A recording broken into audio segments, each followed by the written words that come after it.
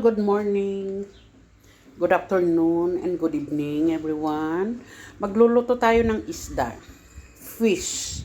Ito yung isang pinaka mahal din dito sa amin. They call sargos. Yan.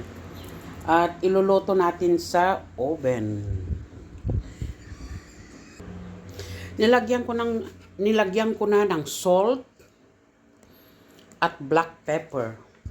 So ngayon, ito naman ang iaano natin.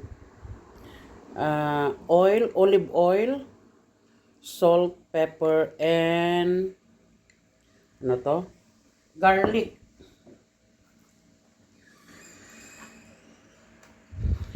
Mas masarap kasi pag lagyan mo ng oil yung pinakaloob. Oh.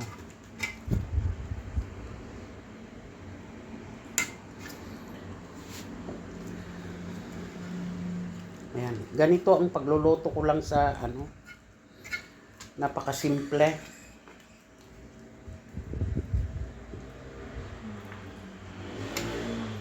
Ayan. Dalawa sa akin, dalawa sa asawa ko, tatlo doon sa anak ko. Sayang nga hindi ko naluto ito nung dumating yung kapatid ko. Iba ang naluto ko. Pero okay naman siya eh. Ayan.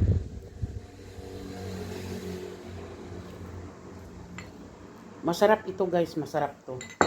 Ay, nalimutan ko palang nilagyan ng tim. Ayan, maglalagay tayo ng timari. In Greek, timari. Sa English is thyme. Ewan ko ambot sa langaw sa pagta-time na yan. Oh. Mahilig tayo sa mga herbs. Ayan. And then, ang gagawin natin, kita nyo ito. Lahat ito, lagyan ko nga pala ng salt ito. Sandali lang. Maglalagay tayo ng salt. Himalayan salt.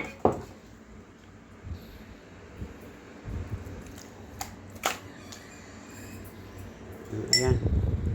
Ang gagawin natin dito is para hindi masunog yung isda.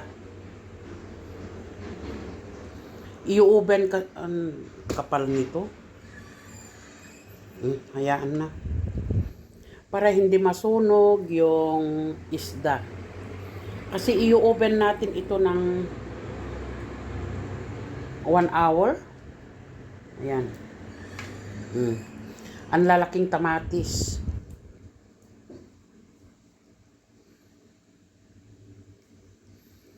Ayan, para pang support lang ba.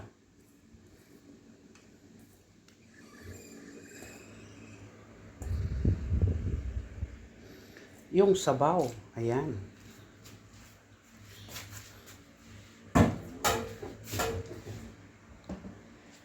Tapos maglalagay tayo ng konting asin ulit.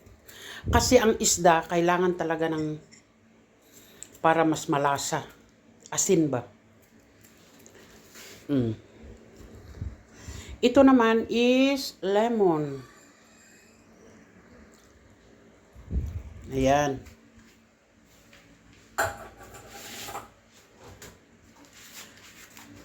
Maglalagay naman tayo ng oil sa ibabaw. Naku, wala na.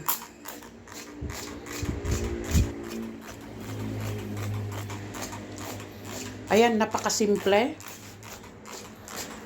na pagluluto nito. Pero kailangan from the bottom of your heart daw pag nagluluto tayo. Ubos na rin ang mantika ko. Kaya ayan. Ayan, i-oven na natin guys. Ready to cook. I-bake na natin ng 40 minutes. Ayan. Luluto na natin. Hindi natin lalagyan ito ng tubig Walang tubig. Kung ano yung nilagay ko kanina na ano, yun na yun. Oh. Hindi natin ilalagyan ng tubig. Ganyan lang yan. Dahil itong tamatis, nagkakatubig naman. So, meaning, pag naluto na yung tamatis, luto na rin yung isda. Ilalagay natin ng up and down yung oven natin with air. Tapos, yun na yun. Ito guys, ready na. Oh, naglagay ako ng sili. Pangpaamoy ba? Masarap ang amoy. Wala na yung langsa, wala na yung isda talaga. Yan. Walang rice, yun ang pinakasalad namin. Kulitis. Ayan. Walang rice. Ayaw ko mag-rice.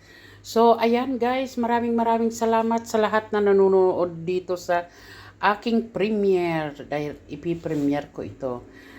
Mega love shout out sa lahat ng aking subscriber at mga members. Mega love shout out sa inyong lahat.